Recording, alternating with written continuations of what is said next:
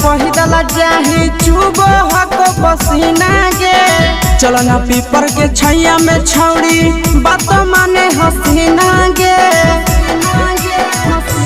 हेगे पढ़ेला पहिदल जाही चुबो हको पसीना गे।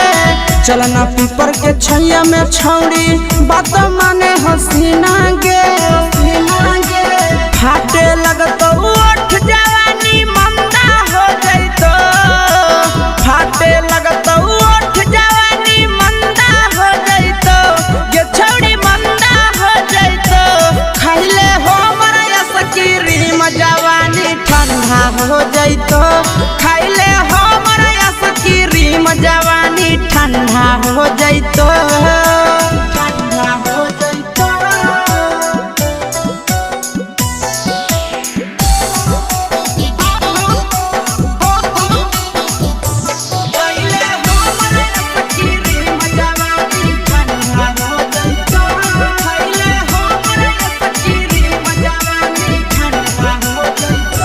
हेगे खैमे की छौड़ी ऑरेंज वाला की खैमे चोकोबार गे। कह हो आशीष नंदनवा होई जो तैयार गे। हेगे खैमे की छौड़ी ऑरेंज वाला की खैमे चोकोबार गे। कह हो विकेश नंदनवा होई जो तैयार गे। अगे ऐठल जाते देखै में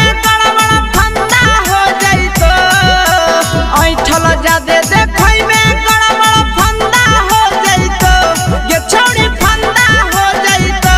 खाइले हो मरा सकीरीम जवानी ठंडा हो जइतो। खाइले हो मरा सकीरीम जवानी ठंडा हो जइतो।